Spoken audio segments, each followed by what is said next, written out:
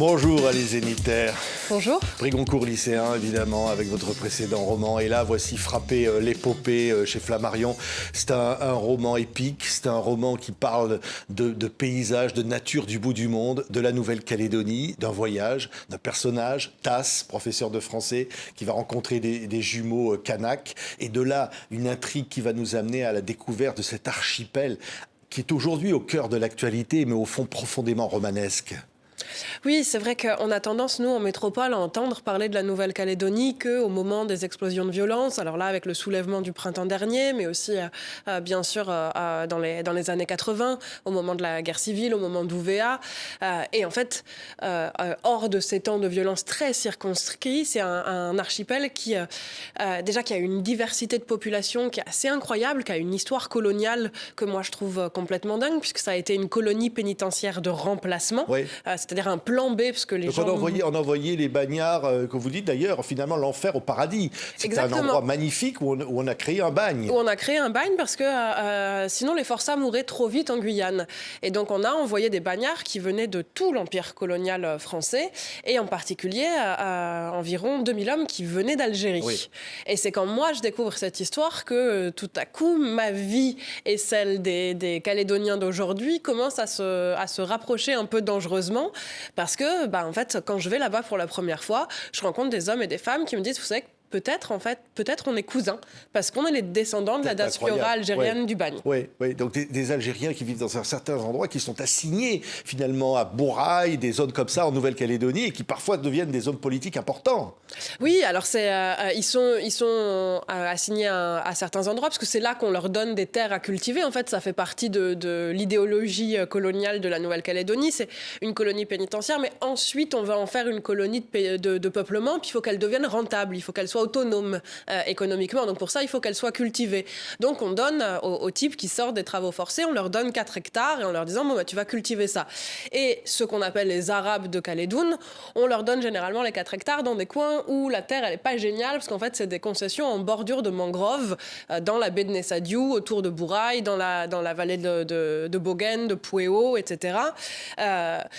Et cette communauté, en fait, comme elle va se créer ici des lieux de vie commune, des lieux religieux aussi. Il y a un cimetière musulman qui est créé en 1896. Et donc, du coup, les Arabes et leurs descendants, ils vont rester là. Et quand vous pensez aux hommes politiques influents, j'imagine que vous parlez de Jean-Pierre Tayeb Elifa. Oui, maire de Bourail. Maire de Bourail, absolument. Qui a une personnalité calédonienne importante. Et comme d'ailleurs d'autres aussi vont le devenir. Et qu'il est encore aujourd'hui, à 80 ans passés, il m'a accueilli chez lui pour qu'on parle de cette mémoire algérienne de la côte ouest.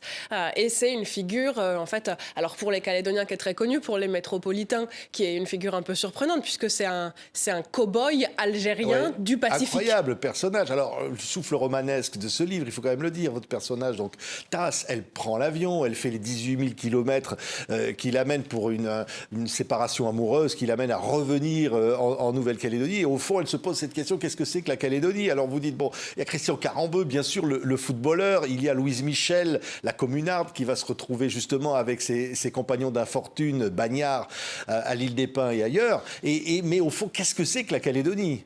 Et surtout, qu'est-ce que ça veut dire, nous, quand quelqu'un le dit sur ce territoire? De quelle communauté il parle? Qui il englobe dans le nous? Et c'est qui eux? C'est qui les autres? Et évidemment, c'est une question qui est brûlante dans l'époque où se déroule le roman, puisque ça traverse plus ou moins toute l'année 2022.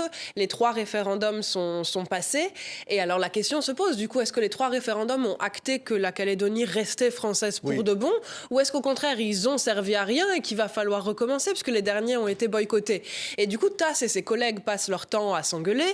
Il y a en face d'eux une sorte de trio comme ça, de trio militant kanak qui pratique quelque chose qu'ils appellent l'empathie violente. Oui, qui était quelque chose d'incroyable, hein, parce que l'empathie violente, on imagine bien. Alors le but, c'est de saper le sentiment d'être chez soi que pourraient avoir les Blancs, puisqu'ils partent du principe, ce trio, que les Kanaks, en fait, ils sont chez eux en Nouvelle-Calédonie, mais ils sont chez eux sans être chez eux, puisqu'il y a beaucoup qui ont été déplacés, justement, dans le projet de colonie pénitentiaire. On a mis les Kanaks dans des réserves pour pouvoir étendre le bagne comme on voulait.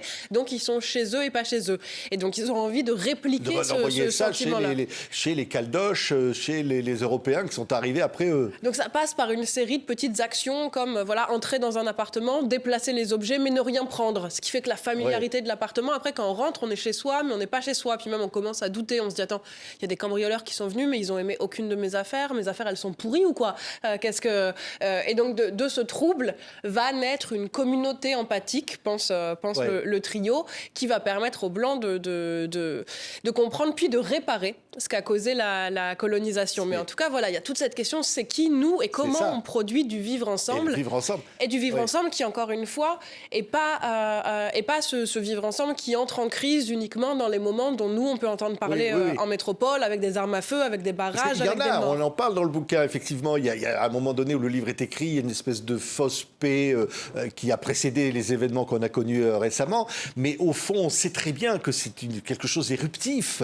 Et la question se pose, qu'est-ce que c'est qu'être là, être chez soi ou pas, ou comment on peut... Est-ce que c'est le paysage? Est-ce que c'est le temps? Finalement, c'est quoi?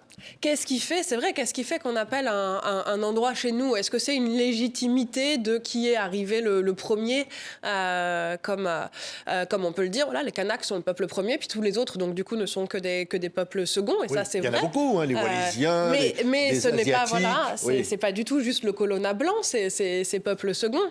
Il y a, toutes les populations que vous venez de citer, en fait, et des populations qui ont été importées pour travailler comme main-d'œuvre, qui sont arrivés là de force, des populations que Jean-Marie Tjibaou, dans les années 80, qualifiait de victimes de l'histoire. Et donc, il disait la Kanaki sera une terre d'accueil pour ces victimes de l'histoire.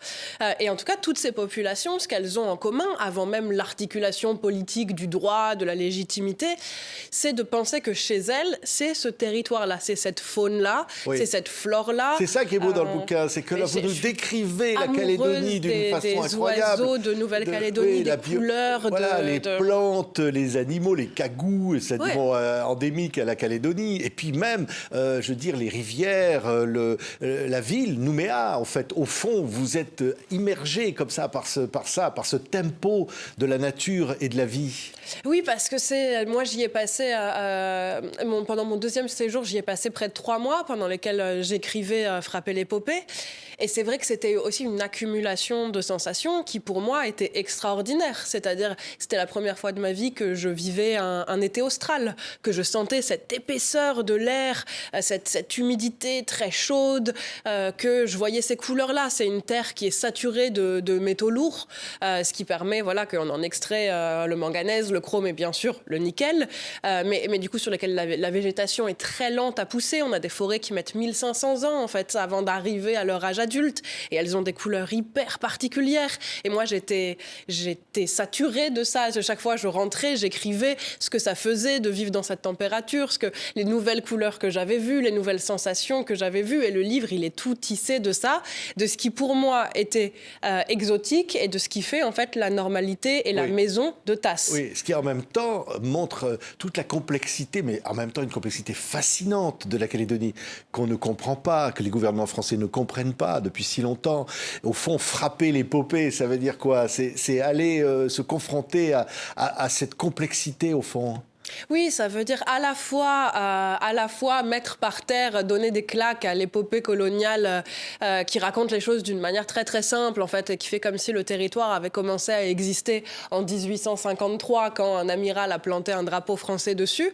Donc c'est à la fois dire non, ça marche pas comme ça. En fait, d'abord il y avait une histoire de la zone Pacifique bien avant que l'amiral d'Entrecasteaux arrive. Il y avait du commerce entre les peuples, il y avait les Santaliers, il y avait des pirogues qui traversaient d'un archipel à l'autre, il y avait des communications, et puis ensuite c'est l'idée aussi de frapper comme on frappe la monnaie, c'est comme de sculpter, d'ancrer dans la matière, et là ce qui voudrait dire écrire l'histoire à même le paysage, ce qui reprend un concept kanak en fait, puisque les Kanaks ne séparent pas vraiment le temps et l'espace et ne séparent pas l'histoire et le paysage, c'est-à-dire que l'histoire d'un clan, elle se raconte dans les terres où elle a eu lieu, et auprès du rocher, on est en 1917 au moment où on se rebelle contre la conscription, auprès de ces arbres-là, on est au moment de telle alliance entre les clans, auprès de cette rivière, c'est cette bataille, et là c'est les tertres anciens, etc. Et on raconte dans la terre, dans les feuilles et dans les cailloux. Donc frapper l'épopée, ça a ce sens-là aussi de réarriver arrimer les histoires au territoire où elles se sont passées. Mais en fond, on se dit, mais c'est à travers le romanesque de ce livre magnifique, Frapper l'épopée à les Zénithères, qu'on se dit peut-être là qu'est la vérité. Parce que, au fond, le cœur battant de ce qu'est réellement la Calédonie, pour la comprendre, peut-être, éviter les drames, et qu'aujourd'hui, on ne comprend toujours pas. Mais je crois qu'il faut accepter, en effet, qu'il y a un patchwork d'histoire pour comprendre la Nouvelle-Calédonie. Donc le roman est une bonne manière de présenter un patchwork. Je crois qu'il faut accepter aussi parfois l'obscurité et le mystère. Et dans le livre, il y a beaucoup ça autour des jumeaux Kanak dont vous avez parlé au début, Célestin et Pénélope, mais aussi des autres élèves que Tass, elle peut croiser quand elle va en cours. Il y a beaucoup cette interrogation-là des adultes qui regardent les enfants qui grandissent et qui se disent « mais quel pays on va leur laisser ?» Et personne ne sait vraiment, et tout le monde projette, mais les gens projettent des choses différentes. Les membres de l'Éducation nationale, ils ne se racontent pas la même chose que les gendarmes qui pensent que les adolescents Kanaks sont dangereux. Ils ne se racontent pas la même chose que le trio d'empathie violente qui pense que les Blancs sont débiles et ne comprennent rien à la colonisation si on ne leur fait pas ressentir quelque chose, qui ne pensent pas la même chose. Mais en tout cas, il y a des points qui seront des points d'interrogation pour longtemps. Et la question de indépendance ou pas, qu'est-ce que sera la Nouvelle-Calédonie quand ces enfants-là seront devenus adultes, c'est une question à laquelle personne ne peut répondre. Oui, mais on sent que vous vous êtes senti, vous, quelque part, pas chez vous, mais d'avoir retrouvé des racines. C'est vrai que ces montagnes, peut-être penser aux montagnes en Algérie, et que quelque part, il y a dans cette terre tout ça, au fond. Mais ça me fait plaisir que vous disiez ça, parce qu'en fait, on a... les autorités françaises ont fait beaucoup de parallèles entre l'Algérie et la Nouvelle-Calédonie, mais uniquement en termes de comparaison de méthodes de colonisation. Ça a marché, on va le refaire ici. Et également, en fait, dans les années 80, au moment d'Ouvéa, l'opération qui amène toutes les forces de l'ordre sur l'île, si mon souvenir est bon, elle s'appelle Opération Djebel, en mémoire de l'Algérie et de la répression de la guerre d'indépendance. Et donc, c'est des parallèles qui sont toujours très, très violents. Et par moments, moi, je me disais, en me baladant là-bas, mais on pourrait faire un parallèle de beauté, parce que les montagnes de la Grande Chaîne, qui sont absolument splendides, avec ces bleus, ces verts, cette végétation luxuriante, elles ressemblent à celles de la Kabylie au printemps. Et finalement, on peut imaginer peut-être, si on veut s'accrocher à une pensée heureuse, que les forçats algériens qui ont été envoyés là-bas au bout du monde et qui ont eu interdiction de rentrer chez eux ensuite, par moments, ils regardaient ces montagnes et ils se sentaient pas si dépaysés. Ils se disaient, cette beauté-là m'est familière. Moi, j'aime bien penser ça, en tout cas. Merci, Alice Zénithères. Frapper l'épopée, magnifique roman, vraiment. Hein. Merci beaucoup. On est à quelques jours du sommet de la francophonie. On pense à ces terres, aux antipodes, hein, où le français est aussi la langue et où, au fond, quelque chose de la francophonie, du cœur de la francophonie bat, un peu comme le cœur de Vaud, d'ailleurs, rendu célèbre par Yann Bertrand, cette photo de cette mangrove en forme de cœur, comme ça, qui a orné son fameux livre. Merci, Alice Zénithères, d'avoir été notre invitée aujourd'hui. Merci à vous.